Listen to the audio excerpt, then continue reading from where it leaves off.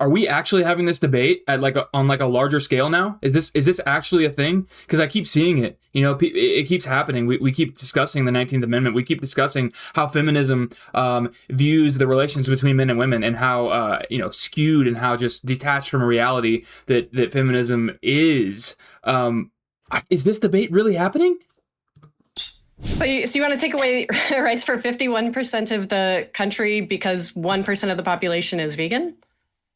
Preferably more. Is that what? But I mean, that's what Michael was saying, or he's over here for me. Yeah. But also now they came out with plants have feelings that can feel pain. So technically, if you eat vegetables, kind of evil as well. That's just incorrect.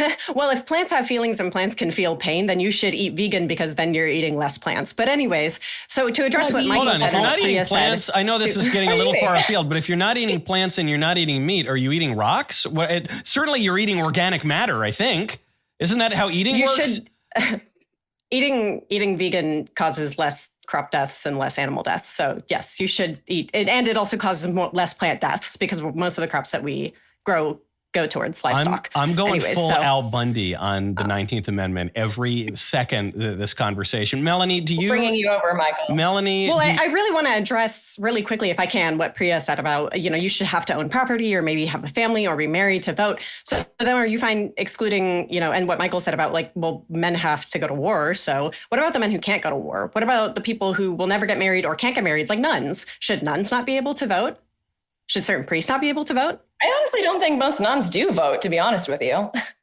No, in fairness, if they vote, they probably vote Republican. So I do want to enfranchise the nuns, but. Right. So you're disenfranchising groups that you don't want to disenfranchise by doing that sort of thing.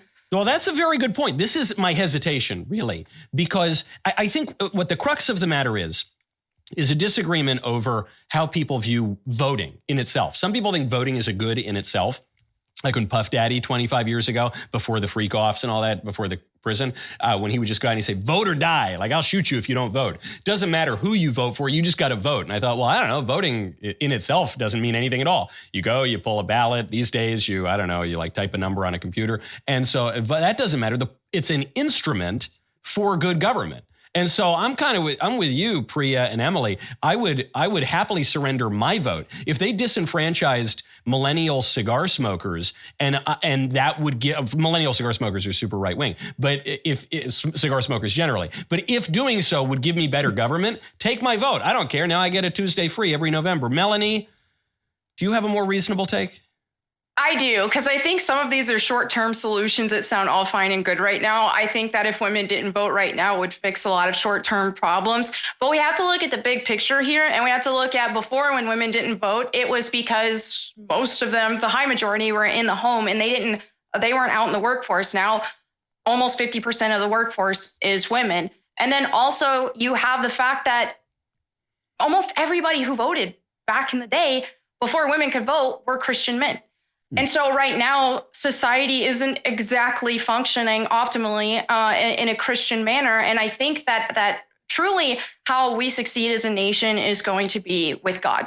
And so if we are not acting as a Christian nation, then I don't trust giving up my vote to godless men. I just don't. And I think that especially given the rise of Muslims, that are just taking over everywhere, and things like that, we run into potential issues in the future of where it's like, okay, I don't want to be forced to wear a hijab. I want to at least be able to have a voice and say, no, I ain't down with that. So if society really put their focus on God, and then we had more rules in place, like, okay, a landowner, and all of this stuff, then, okay, maybe it can work. But right now, in a pretty secular society that isn't focusing on God and that has gone full clown world in a lot of ways, I don't trust giving up my vote. Okay, so Leftist Blondie says that women should vote because chickens are more precious than fetuses. And Melonie, you're saying women should vote because Muslims and atheists threaten all of us in the country. Leftist Blondie, yes. Therefore, Leftist Blondie, you, sorry, I've got to point that way. You are on the side of Melonie. You both think that women should vote, but you don't fear Muslims and atheists. No, I'm not really generally scared of Muslims, not in the U.S. at least. I might be I may feel different if I lived in the Middle East, but they're not the I'm most certainly not scared feminist of people, atheists. Muslims, in my experience. Right. Maybe the idea is maybe we enfranchise the Muslims, and then the Muslims, they have a lot of kids, and they spread out all over the place. They've already taken over several towns in the United States, and then they are the ones who repeal the 19th Amendment. Kind of. Yeah, right now it's a small replacement, but it could, I guess if they're very fecund, they could have a great replacement. And then when they come into power, I don't think there's a lot of women's suffrage in Muslim countries. Yeah, I'm not scared of Muslims replacing me. That's very strange. I don't know if we're like the superior culture, if like we can be so easily replaced. The replacement theory is real, and it's backed up by data, and there's government documents. You can literally go read about it, and it's literally happening. Look at the UK, and then look what's here. And the Democrats brag about it too. People are too busy sterilizing themselves, having abortions, taking SSRIs, being single, being girl bosses. And you know the countries where coming here and they're popping out 50 babies. Look at the Somalians. It's like that is very real and happening, whether you like it or not. You know where the white women are the happiest? Take a guess. Guess what countries? Where? So are you going to check yourself in? Hold on, where are white women the happiest? I'm good. What was this? Wait, Leftist Blondie, where are white women the happiest? Muslim countries? Okay, so you prove my point. They're happiest in Muslim countries where the rights are taken away, so we should take away the right to vote. No, where are the white women the happiest? I want to know. The countries where white women are the happiest are the countries where women are more equal to men, and they also have greater reproductive rights. Switzerland, Norway, Sweden, all the Nordic countries. Hegemonically white countries. Okay, all right. Well, I don't want to touch that one. Where are we talking about? Great replacement, or are we talking about voting and whether or not women should vote? You brought in race. You're the one who says white women are only happy in the whitest countries in the world. I didn't say. Wait. This is a straw man. I think that's incredibly dishonest coming from the right. That's what I'm claiming is that white women are only happiest in these white countries. I'm not saying that they're only happy in those countries. I'm saying that the correlation with women being able to vote and have reproductive choices makes them happier. And that's backed up by data. That's actually backed women up can vote in a lot of countries. You're the one who said they're only happy in the white country. Gang raping them like they are in the Islamic country. Do you think that I think that women in Afghanistan are happy? No, because you think they're only happy in the white countries. Okay, so on women's happiness, I want to make. Hold on, I just want to point out. So over the 20th century, you had this rise in feminism. In the early 20th century, you get the 19th Amendment and the first wave of feminism. Then you get this second wave of feminism, this explosion in the 1960s. Then we had the third wave in the 90s. Now we're in like the 57th phase or something. But there was a strange study. Apropos of our conversation about women voting and whether these supposed rights have actually made them better off, there was a study that came out of Yale, I think it was 2008. It was called The Paradox of Declining Female Happiness. And it found that during the rise of feminism, women became less happy. Now, men also became less happy, but women became even less happy than the men did. So the Yale study viewed this as a paradox. They said women should be so much happier because feminism's on the rise. And now they're single and they work in the widget factory for Mr. McGillicuddy and they vote and they sleep around and they can kill their kids and it should be so great. But then it turned out they got really unhappy during exactly that period of time. So wouldn't that be an argument against the various feminist policies, potentially all the way up to including suffrage? Well, there's a problem here with correlation and causation, and I'm sure you understand that as a college graduate yourself, that not only like something just existing at the same time doesn't mean that that thing causes the other thing. It doesn't mean it, but it does raise your eyebrows. It doesn't mean it doesn't. Well, then take this example and raise your eyebrows at this. Ice cream sales go up in the summer, so does violent crime. Is ice cream sales correlated now with violent crime? Of course not. These things are separate. No, but I guess the distinction between this comparison of violent crime and ice cream and the point that I'm making is that we're studying, on the one hand, additional political licenses and rights given to women and new social opportunities given to women and how women are feeling about their state and life. So those two things are intrinsically related, whereas violent crime and ice cream have nothing to do with each other. Intrinsically related? Yeah. What women do and how women feel are intrinsically related. All you're doing is begging the question. I'm not begging the question. I'm making an observation that habit you are and assuming that that is true when that's what's in dispute. You're assuming that that's true when that's what's in dispute. I'm not just assuming that. I'm explaining why those two things are related. The things that I do during my day are directly related to the way that I feel, whereas an ice cream cone and a murder are very likely not related at all. You could get an ice cream cone and then go commit a murder. What the f*** are you talking about? Ice cream does not make people commit murder. And That's here's my the gaslighting. case. I don't want to start gaslighting. And I disagree that feminism causes people to be unhappy. Women so make to be the case unhappy. that that's Okay, the Melonie. case. What do you think? I feel like she was just going on about how, women in countries where they can have abortions are happier. And I feel like that's that's inaccurate as well. It's not the abortions that are making these women happier. Women who have abortions, most of them experience trauma and it messes them up. So this is a whole psyop to make women vote for something that actually hurts them and that benefits men who can sleep with women without committing to them and without marrying them or taking care of them. So all it is, it just benefits men. I mean, that's just it just benefits men and lets men use women for their bodies. That's all it's about. And especially if you look at the history of abortion and all of that kind of stuff, like a lot of it was because men wanted to be able to sleep with women. And then they somehow were able to manipulate women into thinking that it's good for women to abort their babies because these men don't have to take responsibility for sleeping with women and using their bodies. Fact check true. That's totally we can paint abortion out to be this thing that traumatizes every single woman and that no woman should ever do because some women experience trauma out of it. But 95% of women, no women should ever do it because it's murdering a child. think that the abortion after the fact was the right decision for themselves. But that number is different from abortion regret. It's true. You're right that a very high number of women who have abortions go on to say, I stand by my decision. I think it was the right decision. But a very large number, I think it's in the 60s, but I don't have the exact statistic, do say they experience some form of regret or trauma or difficulty. So those two things can be true at once. You can say, I found this very dramatic, but it was still the right decision. That's how the statistics kind of lie about it. Regardless, though, to Melonie's point, what she's saying is, look, women have voted for all these things. Women got the right to vote. They voted for all these things like abortion. These things have made them unhappy at a personal level. And I mean, unless you're unwilling to say that any social phenomena can have a causative relationship, I think we would have to say that probably there's a little bit of causation there. And so therefore you'd say, what's the good of voting?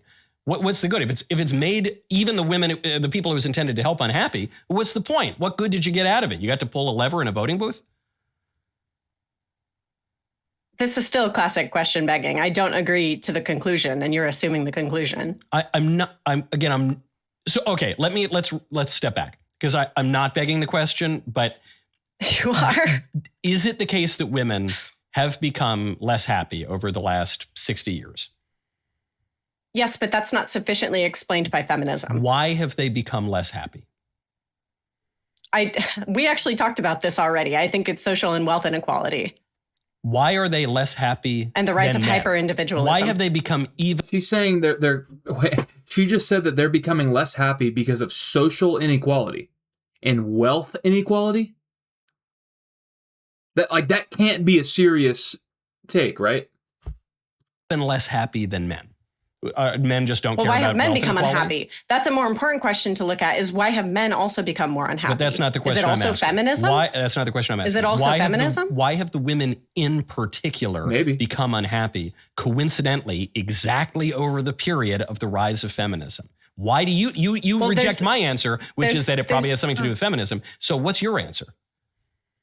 Why would feminism disproportionately make women unhappy? Because if feminism is this type of liberation. I'll answer your question. Here we go, Michael. It's a false anthropology that makes mistakes about human nature, and it tells women that the only way for them to flourish is to pretend to be like men with whom they are indiscernible. So it says that men and women are identical and indiscernible rather than what they actually are, which is complementary. And so by telling women to behave exactly as men, you are acting contrary to nature, and because of that, women will flourish less and be less fulfilled. Let them cook. I bet you can do something like. See, and this is kind of what I want to dive into here too. Is feminism has completely destroyed like God's beautiful image, really. It tells women that they should act like men, they should compete with men and reject the God-given calling to be wives and mothers. It tells men we're toxic for wanting to lead, for wanting to protect, provide, right? Like this lie has poisoned relations between the sexes. And that's why you're seeing the relations between the sexes go like this. It's crazy. I mean, you can look at the evidence too. Like there's a Yale study on the paradox of declining female happiness, showed that as feminism advanced, as women gained more independence, more career focus, and more so-called rights, women actually became significantly less happy. That's not progress. I don't think that's progress. She claims to be the progressive, right? I think that's a rebellion against how God designed us. Right. I think the 19th Amendment, could, I'm not saying we should take away people's vote, right to vote overnight or anything. I'm just saying that we need informed, invested voters. We need people who actually have a real stake in the future of this country. Married people, maybe property owners, people raising the building block of society, not the hyper individual, single women overwhelmingly vote left and for policies that weaken marriage and family anyways. Right. So that's not sustainable. I just think that we've tried the radical egalitarian experiment. We've tried the radical, making everybody equal experiment, and it's failed. The solution isn't more feminism. It's to return to biblical values. Look at modern feminist philosophers and ask them if they truly think that there's zero differences between men and women, which we've already also talked about. I don't think that there's zero differences between men and women, nor do I think men are women. So I think that you doing this thing where you cherry pick certain feminists and then you go cherry pick certain feminists and then you go, oh, well, it's part of a core thing about feminist philosophy that you must think that men and women are the same. And then this is the thing that causes women to be somehow more depressed or more unhappy than men are. Well, wouldn't that also work the same way and apply also to men? Yes, men have also become less happy, but because... But why not at the same rates? If feminism is the cause, feminism affects everybody. Because it does affect everybody and it's been bad for everybody, but feminism tells women in particular to act in a way that is contrary to their nature, in a way that it doesn't exactly tell men to act contrary to their nature. Wait, you don't think that's not even true? You don't even believe that? You don't even believe that? I do. You really think that, because I hear this from you conservatives all the time, that you think that feminism is the thing that caused the feminization of men over the last 50 years. You don't believe that? No, I think a lot of that's the soy and the veganism. Okay, so you do think that it has come the same way. Yeah, I don't think it's just feminism. Soy doesn't feminize anyone. Society, and I think it's everything they're like poisoning men with. And I also think women have like also aggressively like shamed men for so long that it's like inherently made them very feminine. It's like, I see girls like, if you don't support abortion, I can't be with a man like you. If you like open a door, if you hit on me, if you ask me out, you're like creepy. And then they're like going on dates and it didn't go well and they put out, then they feel bad after. Facts. Now all of a sudden the guy's a rapist. So I think it's like a mix of all those things. It's not good for either. But also, can we just use like common sense as someone who was on the left and is now probably as far right as you can go? Do I enjoy work? Does it fulfill me? No. Does it make me be? No. My lovely boyfriend and my dogs and hopefully children one day, that is like, that's the dream. Yeah. I love that. That brings me happiness. Do you think me and Priya talk about how much we love our jobs and it's so happy, or me and any of my friends? No, every single woman I talk to is like, I hate working. It sucks. I can't wait to find a good man and I can't wait to be a mom, like because that's friends. It's like one, I'm not saying there are no exceptions. It's like 1 out of 500. I agree. It's like 1 out of 500 women is a Margaret Thatcher type, but 499 out of 999 out of 1,000 is exactly with you, Emily. That's the case. And to your point, Leftist Blondie, if you say, no, Michael, you misunderstand feminism. You miss the invisible ink in Mary Wollstonecraft or Simone de Beauvoir, Betty Friedan. Really, the feminists say that men and women are quite different. Then you say, okay, well then why do we need to extend the exact same political rights to women that we do to men? I thought that was your original premise. That's like saying, like, well, if white people and black people are different in certain cultural ways or things like that, but I don't think white people and black people are meaningfully different. Why should we extend the same? Why should we extend the same rights to them? Because the sexual difference is much greater than a racial difference. Wait, but you're missing the point here. We could take somebody who's disabled, somebody who's wheelchair bound. Someone who's wheelchair bound is significantly different from somebody who's not wheelchair bound. No, I disagree with that. That doesn't mean that we should start excluding them politically. I disagree with that. I think that you don't think that somebody. No, I think look, all individuals are different to a certain degree, but I think that the difference between men and women as categories is much, much greater, almost immeasurably greater than the difference between an Italian guy and a black guy and a Jewish guy and a guy missing an arm and a guy in a wheelchair. I think that difference, that sexual difference, is really the fundamental distinction within human nature, whereas racial differences are a little more difficult to nail down.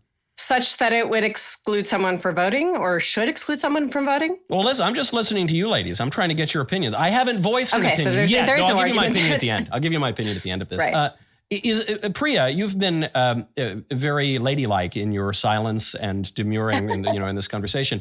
However, has Leftist Blondie convinced you at all? No, not remotely. If anything, she's radicalized me even more to abolishing the 19th Amendment, I think. But no, I mean, she's sitting here saying that feminism doesn't inherently argue that men and women are equal and have no differences at all. But they don't need to make that argument to essentially advocate for exactly that. And that's all feminism is. And it erodes the family, which is the fundamental political unit. So if you take away everything that society is supposed to stand on, I don't know what we're even arguing for. Yeah, this was the argument. This was the argument from the anti-suffragettes, from all those ladies who said, exactly. This is giving women something that we do not want. This is upending our political order. This is a threat to the family. We've seen many other threats to the family and attacks on the family, even the redefinition of the family in recent years. So, Leftist Blondie in the bottom right. I believe she considers herself non-binary, which is like pretty much all you need to know about her. The solution. Do you want to hear my solution? My solution Let's hear it. I agree one is not going to repeal the 19th Amendment generally. And nor maybe should we. To your point, Melonie, we live in a pretty degenerate culture right now. So I don't know that that would necessarily be good. But I don't think that voting is a good per se. I don't think the framers and the founders thought voting was a good per se. In fact, the president was elected by an electoral college in the early years of our republic, not by popular voting. Senators were elected by the states. And so this idea that individuals universally going out and voting is as American as apple pie is totally revisionist history. What I would do, because I do want the nuns to vote, because they vote for Republicans, and I do want married women to vote. They vote Republican, and I do. So here's what I would do. Without removing a single woman vote, what I would do is take away the votes from the single women. And I know there are going to be plenty of conservative single women, but just generally speaking, the single women vote for Dems and the married women vote for Republicans. So I'd take all the votes from the single women, even though some of them are Republicans. When they get married, they'll become conservative. They'll get to vote again. I'd make an exception for nuns who are married to God, and I would give them 2 votes. And then all the single women would have no votes whatsoever. The men would keep their 1 vote, and therefore, the families would get 3 votes, and the single people would get no votes, and we would live in utopia. Does that work? Bad idea, really. I think this is you really thought about that. I've thought about it a long time. That does sound pretty great, but I think a really practical solution is that it's on us, as those of us who are Christians, to share the word of God and to make disciples. And to be fishers of men, because we really just have to rise up as a nation. We have to turn to God, and we have to call to him for help, and we have to seek him. And so the more of us and the more Christians that we bring back to Christ, then the more we can get on focus on God's plan. And that's the only way that we'll be able to thrive as a nation. It's focusing on God. So how do we do that? I mean, I can't. This one, I'm pretty confident of the causation relationship between feminism and female unhappiness. I'm less confident of this one, but religiosity has declined since the 19th Amendment. Yeah. That might be a stretch, so how do we get back to it? How do we get back to the religious country? How we get back to it is we stand against this hippie Christianity, and we stand against all of this modernized version of Christianity that's just meant to make Jesus into some hippie and that makes the Bible conform to current societal standards. And we need to be able to just really dive into the Bibles and look at it and say, hey, this is the way things work. We try to conform the Bible to our ways and things all go to trash, and you've got pride parades and people cutting off genitals and things like that. So let's focus on God's order, and then on us as believers, we need to just be sharing the truth. We need to be calling out sin, and we need to be calling people to repent. And if we share the word of God, faith comes by hearing the word. So as people hear it, then the Holy Spirit will take over from there. And another thing too is be quick. Be quick to admit ignorance, right? Because what that does is it clears room for truth. When you admit that you're wrong about something, when you admit that, a lot of times pride will get into the way, and we don't want to admit when we're wrong. We don't want to admit that we're ignorant, right? But if you can admit that, then it clears the path. It clears room for the truth, and the truth is important. The truth is of utmost importance, really. And I think that also, if we examine ourselves, the sort of Jordan Peterson take on the idea of the individual, hyper-individualism is bad. I disagree with it. But at the level of the individual, if we work on ourselves, if we are able to, if love is the greatest ethic, then I believe working on ourselves, loving ourselves, will allow us to express the greatest expression of love, which is selflessness. If you like videos like this, please consider subscribing. Please consider commenting. What do you think? I want informed voters. I think Michael's solution is pretty on point. I'll see you on the next one.